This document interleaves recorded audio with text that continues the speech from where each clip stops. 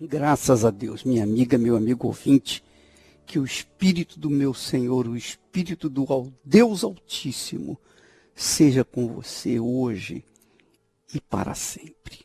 Ontem nós estávamos falando do capítulo 3, versículo 6 de Malaquias, que diz que eu, o Senhor, não mudo, porque eu, o Senhor, não mudo. Por isso, vós, filhos de Jacó, não sois consumidos. Não sois, em outras palavras, destruídos. Desde os dias de vossos pais, vos desviastes dos meus estatutos e não os guardastes. Para consertar essa situação, tornai-vos para mim, e eu me tornarei para vós, diz o Senhor dos Exércitos. Mas vós dizeis, em que havemos de tornar?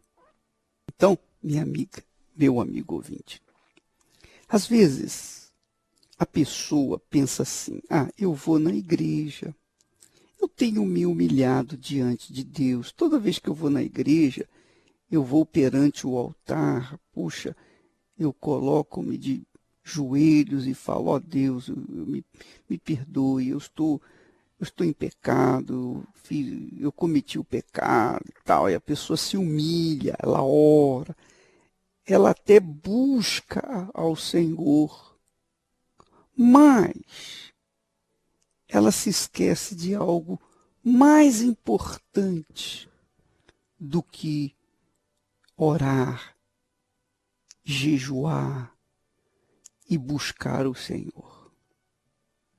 Mais do que se humilhar perante Deus. Preste atenção, minha amiga, meu amigo ouvinte. Presta bastante atenção. Porque Deus não muda, não mudou e não mudará jamais. Ele é o mesmo. Como ele foi no passado, ele é no presente e o será no futuro, porque ele é imutável. Imutável, quer dizer, não muda nunca. Então, como ele foi com o povo dele, de Israel, no passado, ele é hoje e será sempre. No passado era o povo de Israel, os filhos de Israel, porque não haviam cristãos. Mas hoje existe também os cristãos, não é? Que é uma raiz do povo de Israel. Deus falou para o povo de Israel, dizendo através do livro de Crônicas, segundo Crônicas, capítulo 7, versículo 14, diz assim, se o meu povo, que se chama pelo meu nome, não é isso que você faz? Chamar pelo nome dele é você dizer-se cristão, cristã, que se chama pelo meu nome, se humilhar, você tem feito isso, talvez tenha feito isso, se humilhar e orar, você tem feito isso, e me buscar, você tem ido todos os domingos, às quartas-feiras, na busca do Espírito Santo. Mas ele não diz isso apenas. Ele diz se humilhar, orar e me buscar e se converter dos seus maus caminhos. Aí é que pega. Aí é que pega. Porque não é difícil se humilhar diante de Deus. Nem tampouco orar. Há até pessoas preguiçosas que preferem pedir os outros para orarem por ela. Mas não é difícil, não é complicado orar. E me buscar, também não é difícil buscá-lo. Não é difícil você sair de casa num domingo pela manhã e ir na casa do Senhor buscar a sua face. Nem às quarta-feiras à noite. Agora, se converter dos maus caminhos, aí o bicho pega. pega, sabe por quê?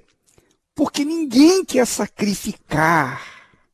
Ninguém quer sacrificar, ninguém quer abrir mão de suas vontades, do seu eu, do seu egoísmo. Ninguém quer. A mulher foi trocada por uma mais jovem. Ela era balzaquiana. Quer dizer, estava lá para os 40, 50 anos. Então a pele já começou a ficar mais mole, mais macia, mais maleável. E então o marido trocou-a por outra mais jovem. Mais jovem. E aí essa mulher, o que ela faz? Ela corre para as clínicas de estética para tentar mudar a sua fisionomia, tirar as ruguinhas, tirar aquelas coisas que enfeiam o seu corpo, porque ela quer apresentar-se bonita para o seu marido e atraí-lo de volta. Só que é uma disputa desleal. Você vai perder, minha amiga. Vai perder.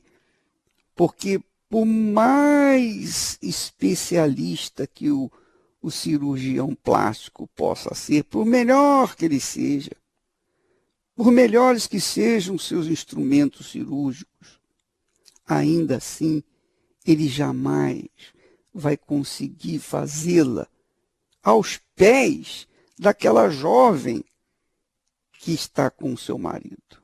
É ou não é? É terrível, porque você já está com uma idade avançada.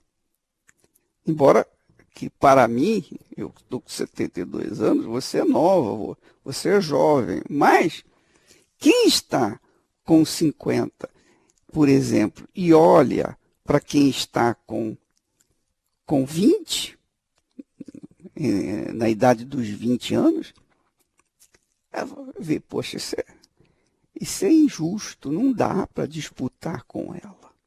Então não adianta você querer investir no seu exterior, no seu corpo, para tentar competir com aquela amante. Você tem que investir no seu interior. Você tem que ter algo a mais. Você tem que ter alguma coisa que faça diferença. Que você verdadeiramente venha espelhar uma nova criatura, uma criatura novinha. Mais nova do que aquela de 20 anos. Como? Investindo a sua vida no altar. Você sabe que o altar de Deus é o lugar do sacrifício, mas também da resposta. É ali que se resolve todos os problemas. É ali que você conserta, que você repara os seus erros. É ali que você tem um encontro com o Altíssimo e Ele dá para você uma direção capaz de você ser uma nova criatura, seguir um novo caminho, viver uma nova vida. Então, o que Deus quer, além de a pessoa se humilhar, orar e buscá-lo, é que a pessoa se converta. Essa é a realidade. Não adianta ela ficar querendo consertar ou tampar o sol com a peneira. Eu vou fazer isso, eu vou fazer aquilo para que o meu marido volte. Não adianta você tentar querer lutar com as suas próprias forças, com o seu próprio braço. Você tem que se juntar com Deus, você tem que se voltar para o Altíssimo, o Todo-Poderoso. Você tem que se entregar no altar, você tem que dedicar a sua vida no altar. Não foi no altar que você se casou? E o altar que você se casou não sustentou o seu casamento, porque quando você subiu no altar com o seu marido, o antigo marido, você subiu pensando no casamento, pensando na sua vida, você pensando no seu eu, pensando na sua família, pensando na construção do seu lar. Mas você não pensava em Deus. Você não pensava nele, é ou não é? Fala a verdade. Você estava ali no altar por uma questão mais social do que propriamente espiritual. E aí o que acontece? O que aconteceu? Na hora do vamos ver, seu marido te deixou e você ficou sozinha. Quer dizer, todos aqueles anos que você viveu, que entregou a sua vida, a sua lealdade para ele, não valeram de nada.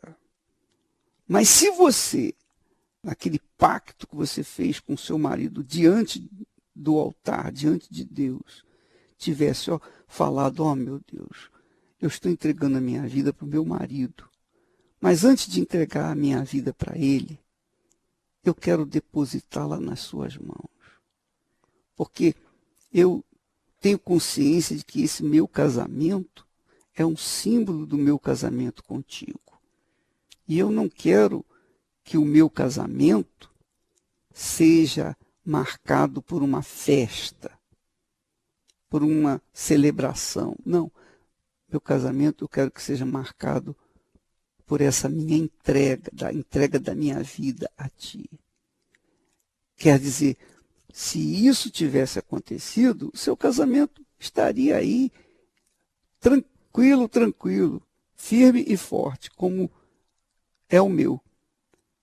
Então você tem que ver, minha amiga, meu amigo ouvinte, que não adianta ir na igreja simplesmente orar, humilhar, buscar a face de Deus, se não houver uma conversão, se não houver uma mudança de atitude.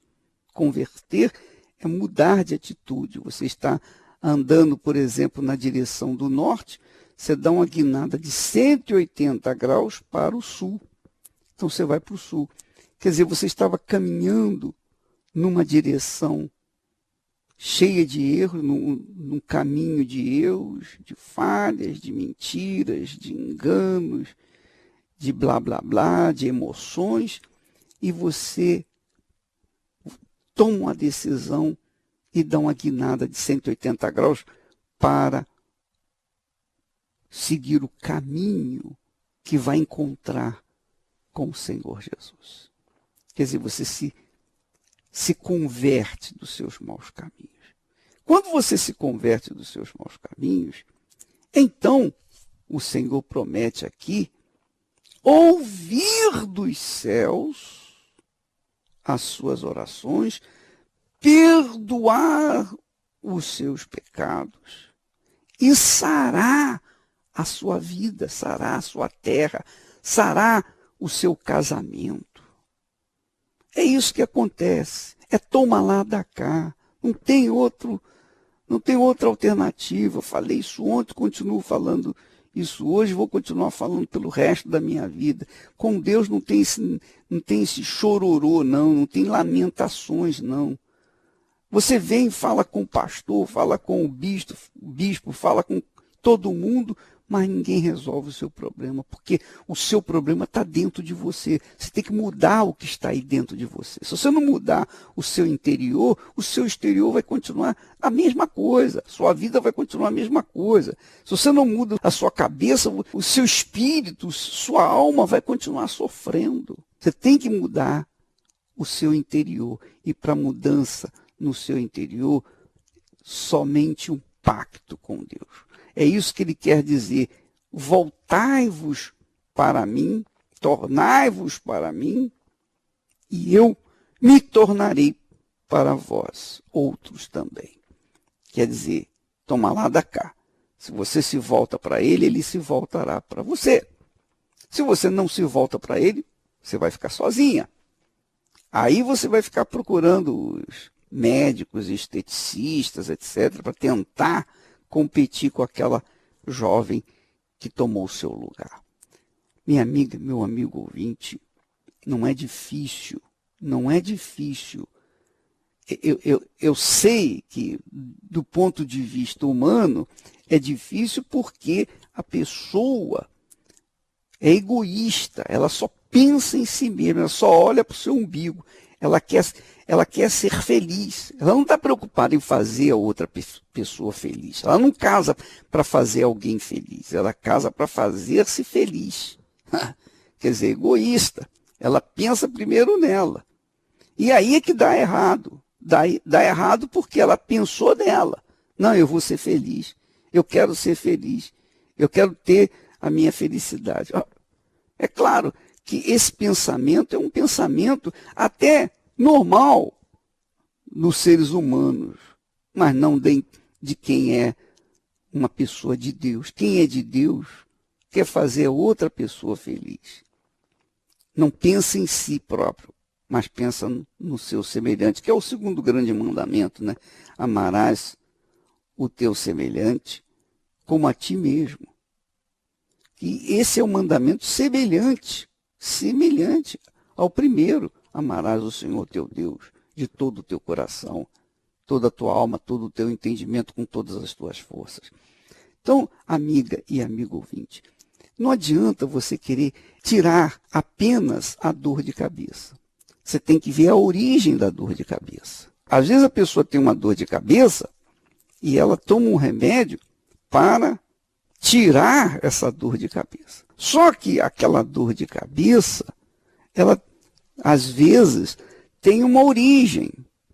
Talvez seja problema de pressão alta, talvez seja uma comida que comeu e fez mal, talvez tenha sido uma noite mal dormida, talvez seja aborrecimento, talvez seja isso, talvez seja...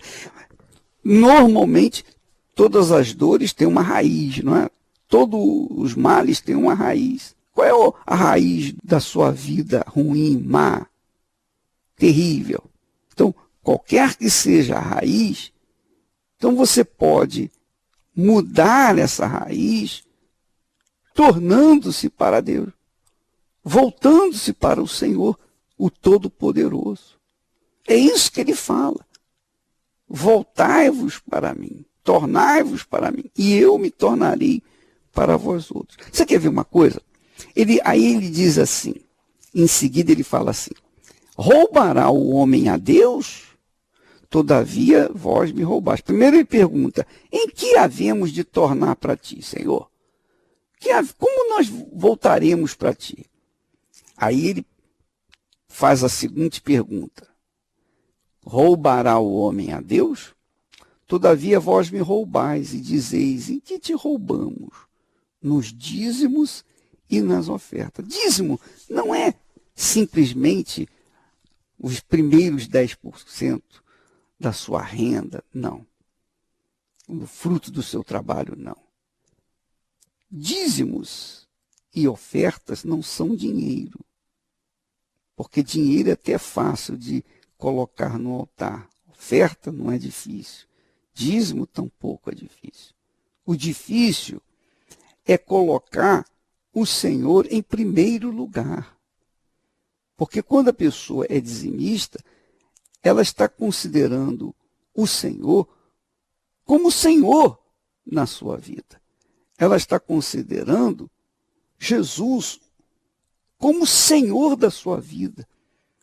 Quer dizer, em primeiro lugar, acima de tudo. Ele é prioridade na sua vida. É isso que quer dizer. É isso exatamente. O dízimo é apenas uma consequência. Mas o mais importante é considerá-lo como o seu Senhor. Por exemplo, apenas a título de exemplo, quando eu me casei,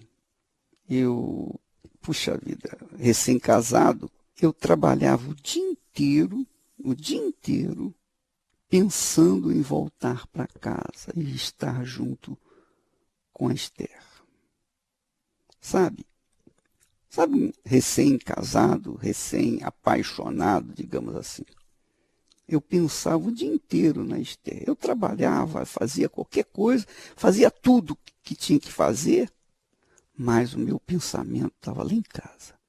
E eu falava comigo mesmo, eu vou chegar em casa, eu com os meus botões, pensava assim, eu vou chegar em casa, a Esther vai estar lá com aquele penhoarzinho rosa, cheio de peninha lá, não sei das contas, e me esperando e tal, fazendo aquela comidinha e tal.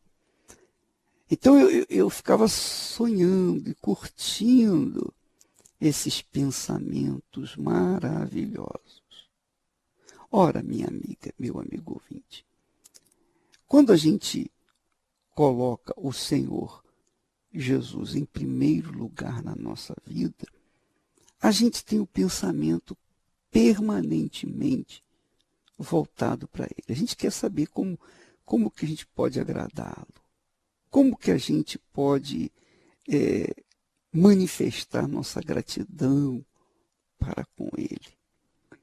A gente quer ajudar os outros, a gente quer salvar outros, porque a gente sabe que a coisa mais gloriosa para o Senhor Jesus é que nós ganhemos almas. Vale mais do que ficar orando, adorando, louvando, ofertando, qualquer coisa.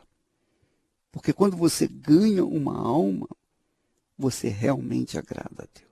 Você adora, você louva, enfim, você faz aquilo que Ele quer. Então, quando nós somos infiéis no dízimo, isso mostra que o relacionamento com Ele é zero. Se nós somos infiéis no pouco, porque os dízimos são os primeiros 10%, são pouco, porque quem dá 10% fica com 90%. Não é verdade? Então, quando você dá 10%, quando você devolve os seus 10%, você está considerando o Senhor como primeiro na sua vida. Porque os dízimos são os primeiros 10%. Se você pegar os primeiros 10% e gastar consigo mesmo, e pegar os 90% seguintes, entregar na igreja, ainda assim você estará roubando a Deus. Porque Deus não vai considerar aqueles 90% como dízimos. Ele só considera dízimo os primeiros, as primícias, os primeiros 10%. Antes de você pagar tudo, você separa os primeiros 10%. Que quer dizer o seguinte: primeiro é o meu Senhor. Quer dizer, a minha vida se dedica ou tem razão de ser porque o Senhor é o meu Senhor. Jesus é o meu Senhor, o meu Rei. Ele está em primeiro lugar na minha vida. Ele está acima da minha mulher, dos meus filhos, do marido, dos pais, primeiro do que tudo. Lembra quando Jesus falou assim, se você amar sua mãe e seu pai mais do que a mim, você não é digno de mim. Se você amar sua filha, seu filho, mais do que a mim, não é digno de mim. Ele tem que ser o primeiro.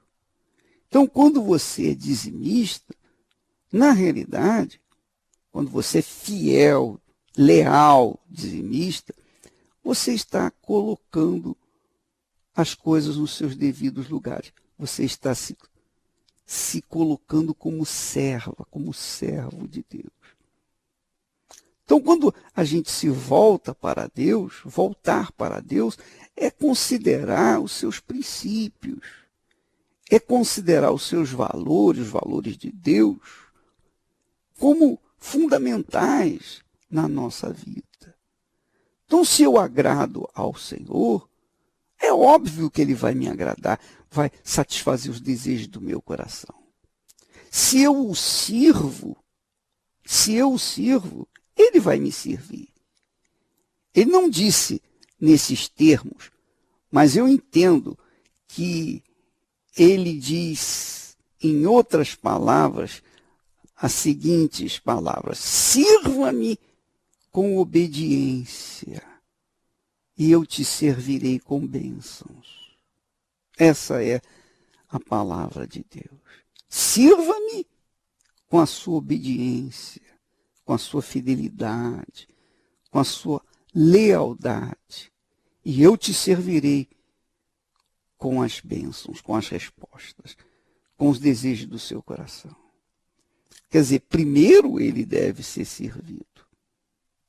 Depois nós seremos atendidos. É o que ele falou aqui, lá para Salomão. Se o meu povo, que se diz cristão, se humilhar, orar, me buscar e se converter dos seus maus caminhos, quer dizer, colocando-o em primeiro lugar na sua vida, então eu ouvirei dos céus, perdoarei os seus pecados e sararei a sua terra. Isso, minha amiga, meu amigo ouvinte, é questão de justiça. Justiça. Justiça. Ele é o Criador, Ele é o Senhor. Ele é o Todo-Poderoso, o Senhor dos Exércitos. Ele é o Salvador. Ele é o Redentor. Então, por conta disso, eu sou apenas um simples servo e nada mais.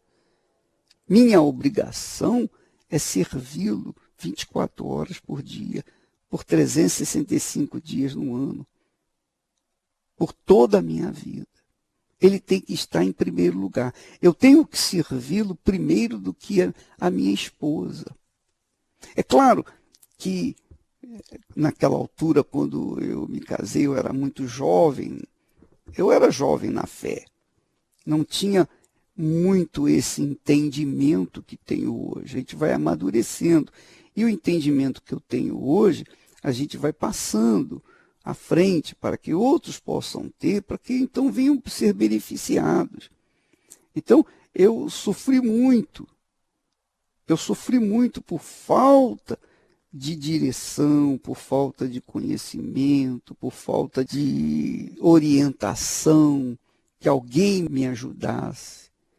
Eu aprendi com a vida, minha amiga, meu amigo ouvinte. Eu aprendi com os desertos. Eu aprendi com os desertos, ou nos desertos. Mas eu aprendi, o Espírito Santo me ensinou. E hoje eu passo para você, especialmente você, minha amiga, que tem sido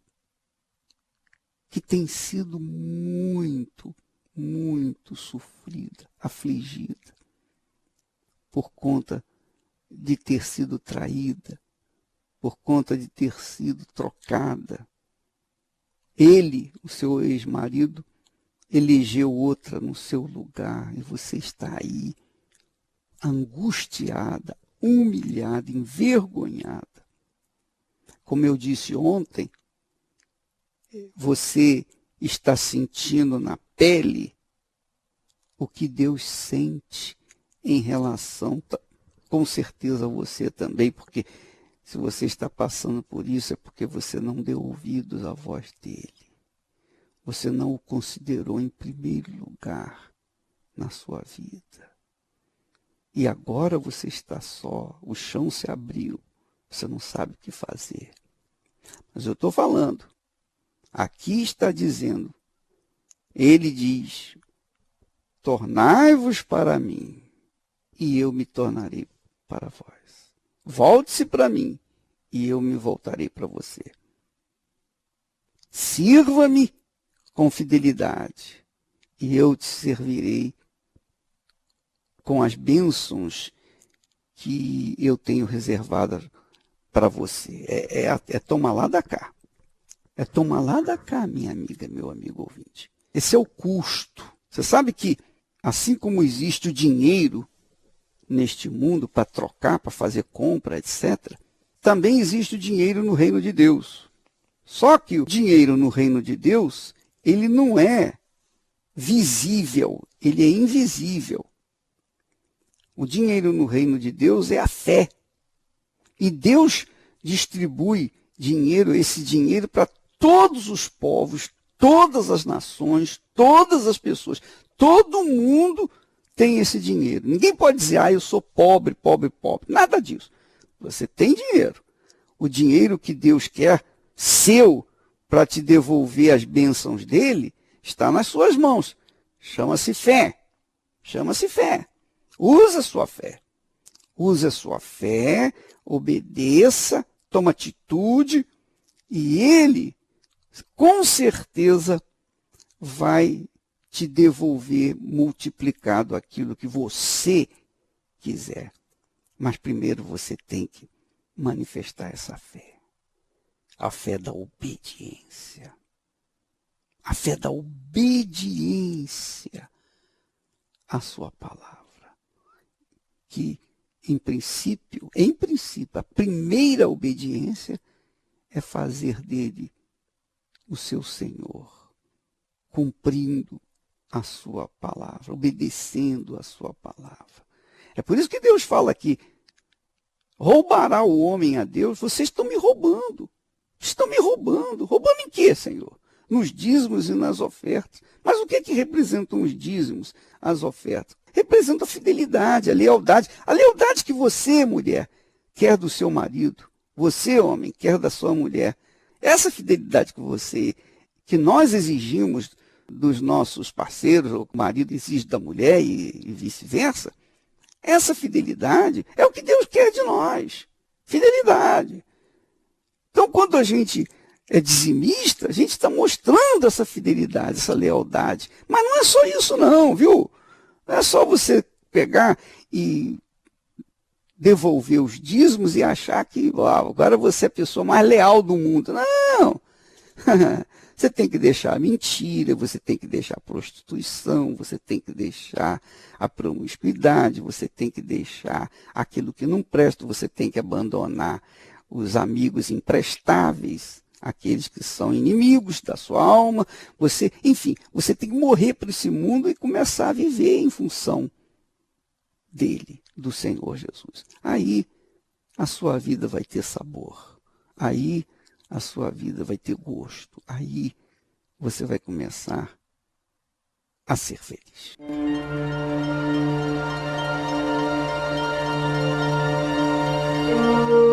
Todas as pessoas que não se submetem à palavra de Deus trazem destruição para suas vidas.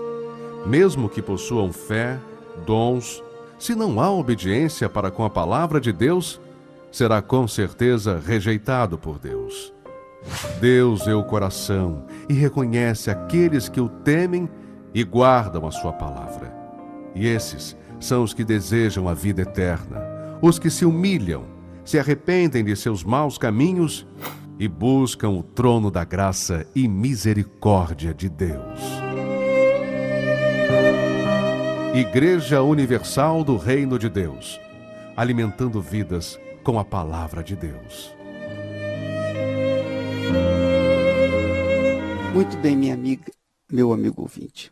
Vamos, nesse momento, ouvir mais um testemunho do que tem acontecido na terapia do amor, às quintas-feiras.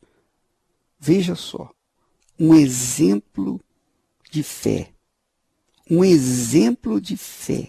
de vida, do poder de Deus na vida daqueles que se voltam para Ele. Tive 2 relacionamentos que não deu certo e tinha complexo de inferioridade, que eu achava que não era felicidade, não era para mim.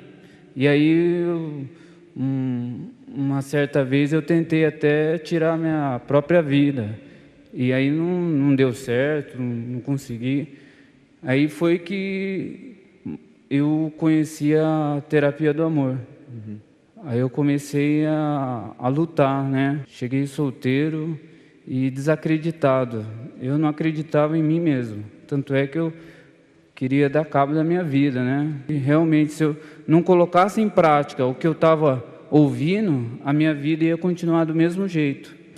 Aí eu comecei a pegar firme, não faltava nenhum dia. E fui, aquilo que era passado, ia colocando em prática, né? Muitas pessoas falavam, não vai dar certo, né? A minha própria família falava, não, você é muito tímido, você não vai conseguir nada, você vai morrer solteiro.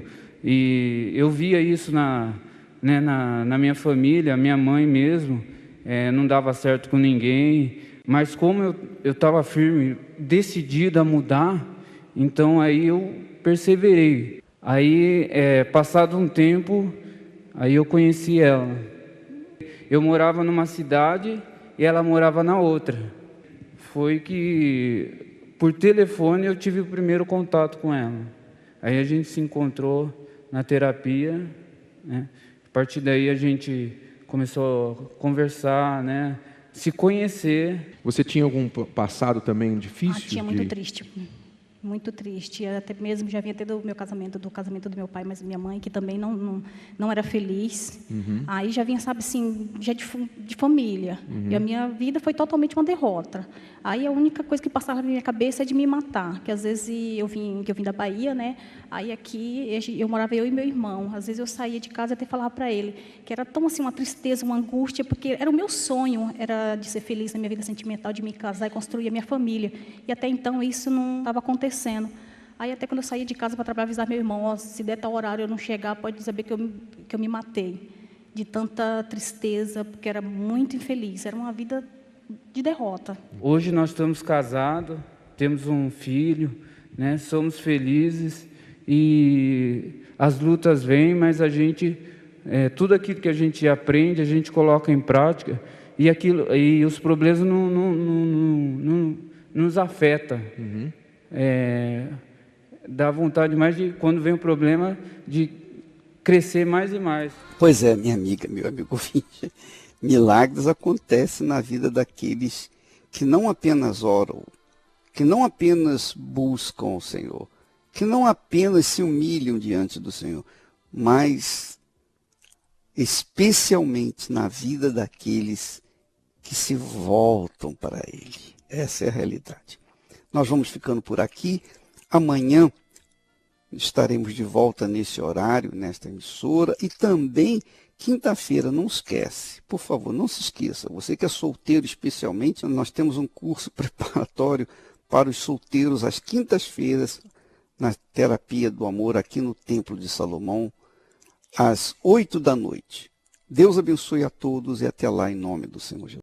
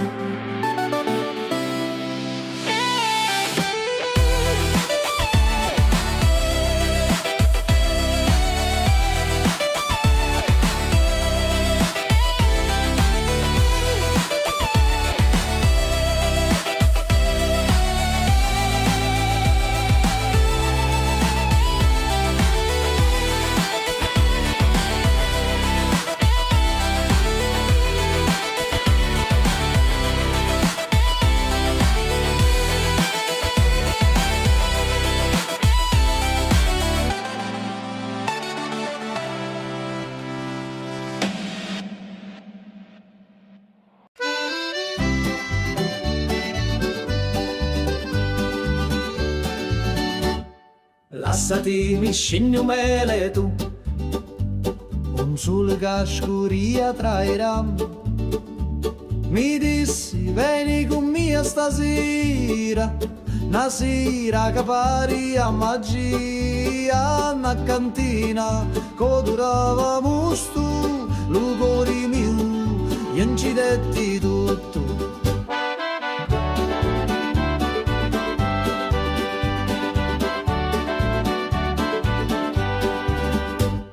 Gira chiagnina lenta e sorda, e giro frasso che canta ancora, che non è vino rosso come fuoco, ambivio frasso, scordavo loco, manichini, dove speranza, da sta terra tutto danza.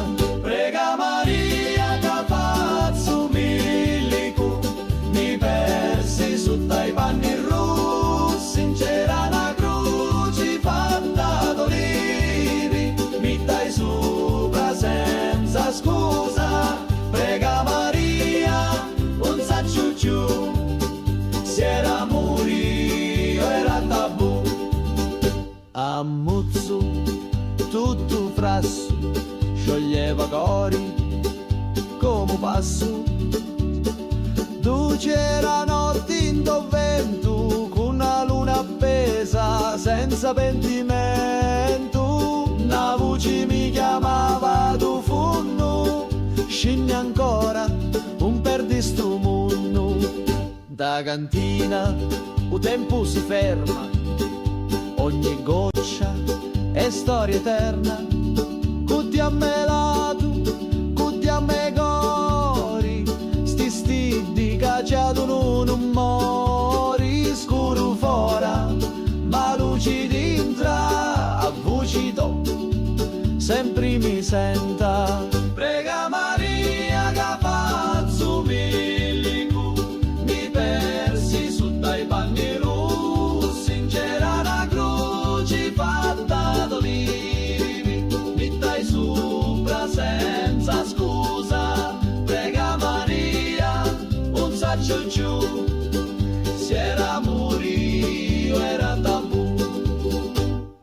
Lassati mi scegli mele tu, ogni volta, ogni giornata, a ti attorno in ta cantina, con vino speranza e una picca rovina.